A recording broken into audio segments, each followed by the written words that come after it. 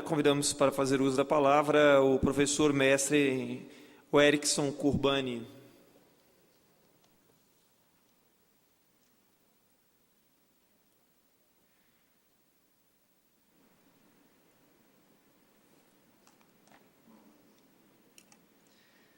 Boa noite a todos.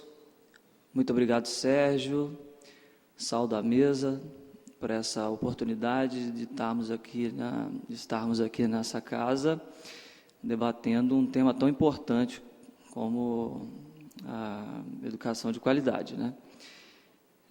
Vou me apresentar. Eu sou professor de filosofia da rede estadual, né? E conheço bem a escola pública, porque estudei a vida toda na escola pública. Hoje conheço razoavelmente a realidade dos meus alunos, né? Nós sabemos que a aula de filosofia aqui nesse currículo estadual é uma aula por semana, por turma. Isso faz com que eu tenha que dar aula em 18 turmas para fechar uma carga horária, só que eu tenho 2 cadeiras, então são 36 turmas. Isso significa que eu, em média, dou aula para 1.100 alunos por aí. Nos últimos 5 anos, então, já passaram pelas minhas mãos mais de 5.000 alunos, né? Nosso tema é qualidade de educação. Então, nós vamos começar, né, a pontuar algumas coisas nessa direção. Talvez o tempo, então, seja um problema para mim aqui hoje. Eu poderia, aqui nessa noite, trazer à fala várias teorias. Poderia trazer Foucault e sua obra emblemática, por exemplo, Vigiar e Punir. Poderia trazer o pensamento de Deleuze, o pensamento de Kant sobre a disciplina, sobre os escritos de Nietzsche, os nossos brasileiros, Rubem Alves, por exemplo. Poderia trazer à fala o nosso ilustre Paulo Freire e tantos outros aí, mas eu não quero fazer teoria aqui hoje.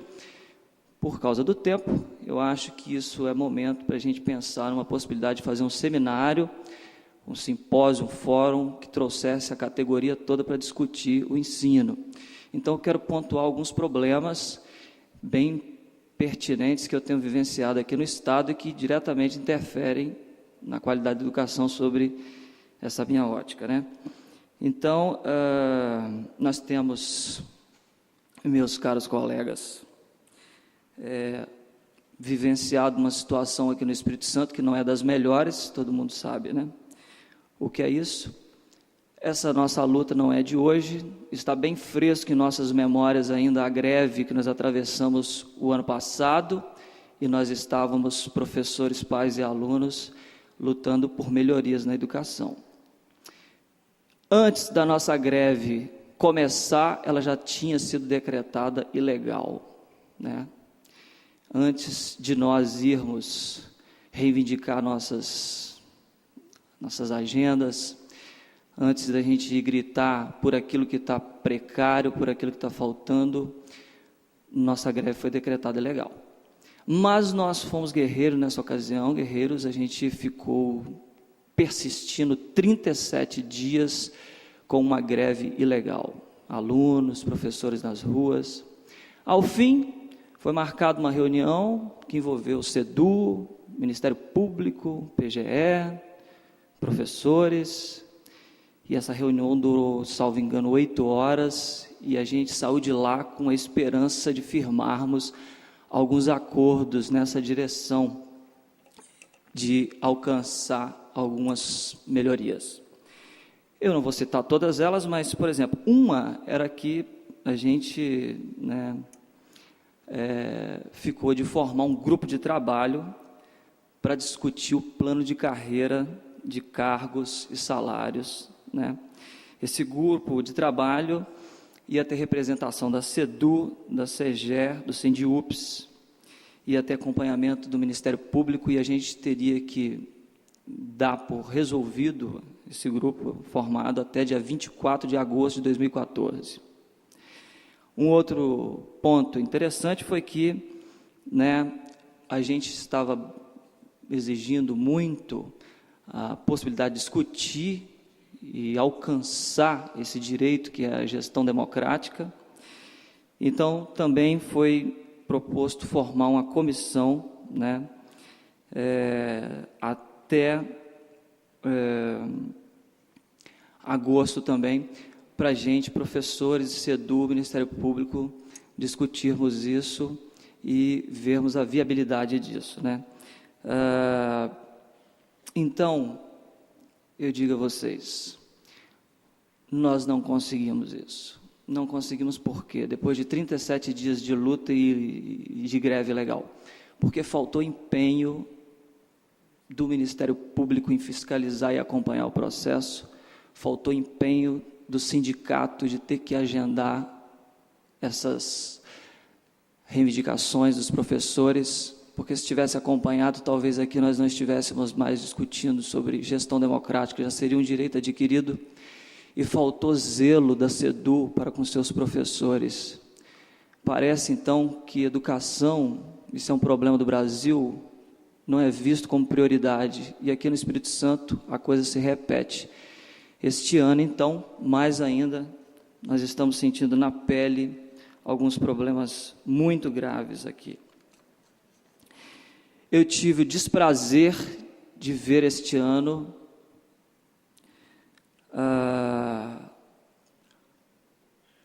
o ano escolar escorrer ralo abaixo antes mesmo de chegar ao fim de 2015.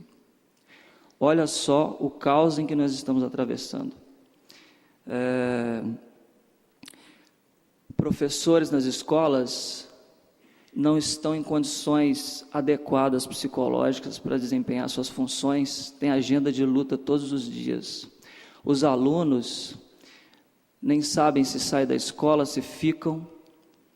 É possível observar o perfil dos meninos que estão assim praticamente inseguros com relação a esse ano escolar, não sabem como finalizará esse ano.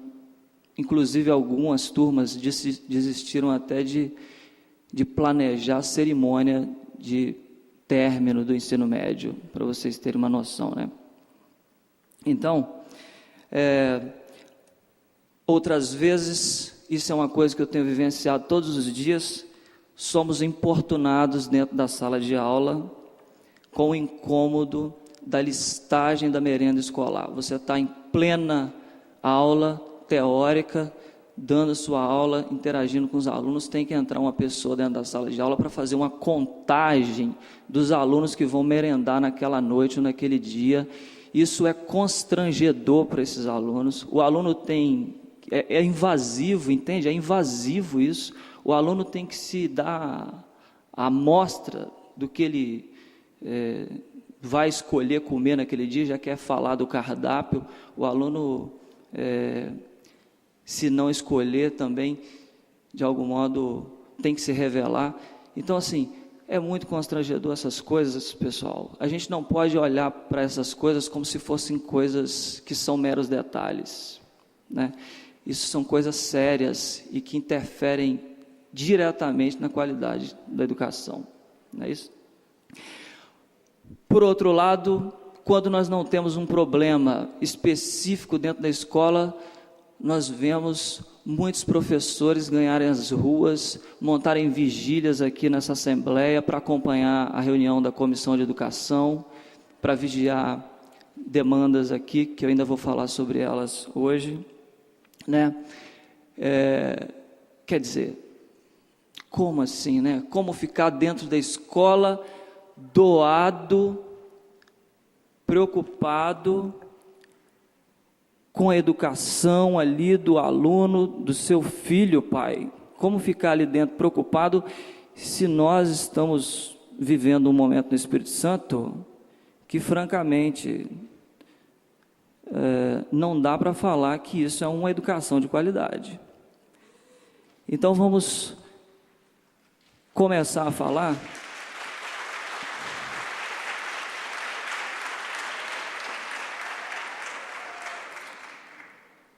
de fato uma política de caos que se aportou por aqui.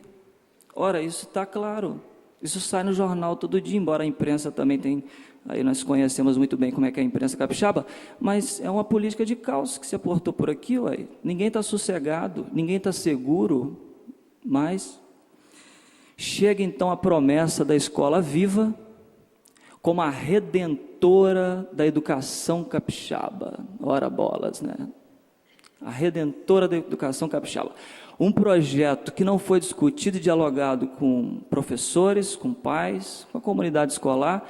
Aqui dentro, eu estava aqui naquela bela segunda-feira em que eu e outros colegas que estão aqui assistimos o projeto a entrar para votação em regime de urgência. Foi votado, aprovado, né, com um voto apenas contra. Nem os deputados sabiam do teor da proposta. Depois que a gente gritou e que a gente ocupou essa casa aqui no dia seguinte, que era a audiência pública, é que isso veio a público e alguns deputados então falaram: uai, mas você entrou em regime de urgência, mas eu nem li, a gente nem sabia das propostas. Não, cara, não tinha, tem problemas graves ali no projeto, a gente não está aqui dias e dias nessa casa à toa, tem problemas graves ali, problemas que estão claros. Agora já temos quantas emendas aí? 40 e tantas emendas, tem problemas graves, né? Então, por exemplo, vamos pontuar algumas coisas aqui. Eu não devo me alongar, porque a gente já está cansado de saber quais são alguns problemas mais batidos, mas vou pontuar alguns mais, né? Por exemplo, o governo não pode se apropriar de prédios com boa estrutura. Por exemplo, hoje nós temos um colégio como o Colégio Estadual do Espírito Santo, que é um colégio de boa estrutura, tem piscina, tem quadras, tem espaço, mas esse colégio serve à comunidade. Esse colégio, ele recebe o garoto que trabalha. Esse colégio abriga ali dentro pessoas das comunidades em volta, pessoas de outros municípios, Vila Velha, Serra, Cariacica. Um colégio que tem mais de 2.000 alunos. Por ter uma boa estrutura predial, o governo vai fazer uso dessa estrutura primordial, essa estrutura boa, e aí então metade dos alunos terão que sair, né? E com isso o governo priva o aluno que trabalha, o aluno que precisa fazer estágio, que precisa trabalhar. O governo precisa, de algum modo, usar dessa força de imposição para excluir a possibilidade do aluno estudar ali, e aí a escola vira uma escola de elite, uma escola, digamos assim, que vai abrigar apenas aquele estudante que está ali, que pode ficar o dia todo. Metade dos estudantes tem que sair, os professores que estão ali, doados, anos e anos, que tem, por exemplo, isso não é só problema do colégio estadual, isso é problema de várias escolas, que, de algum modo, enxerga o colégio como uma extensão da sua própria casa, que cuida do aluno, que está ali dias e anos ali cuidando do aluno. O professor tem que se ver despejado. E olha que ele passou por um processo seletivo legítimo, de escolha. Meu tempo acabou, é isso? Então, eu teria muitas coisas para falar aqui. Eu gostaria, tem história, o colégio centenário e tal, eu gostaria de terminar minha fala aqui. Felizmente, galera, eu tenho muitas coisas para falar aqui, mas depois a gente pode, nas falas, pontuar isso. Na última segunda-feira, dia 20, eu passei a segunda-feira, véspera do feriado, o dia inteiro conversando com professores de Pernambuco. Muitas coisas. Eu montei uma pasta de conversa com esses professores de Pernambuco. Se vocês tiverem acesso, eu trouxe alguns trechos aqui, mas não vai dar tempo de citar. Se vocês tiverem acesso às conversas que eu tive com os professores de Pernambuco acerca da escola que lá existe, de tempo integral, vocês ficam horrorizados. Vocês ficam horrorizados, francamente. Eu mostrei para alguns colegas, né, essas conversas que eu tive, e não é nada disso que o governo está propagando por aqui. O problema é sério. A gente tem que abrir o olho e a gente tem que debater esse projeto, porque é um projeto nocivo, que gera desigualdade, é um projeto de exploração, é um projeto que causa doença, francamente. É um projeto que visa números, é um projeto que quer elevar a estatística, né, dos números, né, que o Estado tanto precisa mostrar lá fora. Então, assim, coisas gravíssimas, gravíssimas tem no depoimento desses professores e que estão comigo aqui. Eu conversei o dia inteiro com eles. Eu vou pedir desculpa, porque eu não posso continuar por causa do tempo, mas depois a gente pode, no bate-bola aí das conversas, falar um pouco sobre isso. Muito obrigado.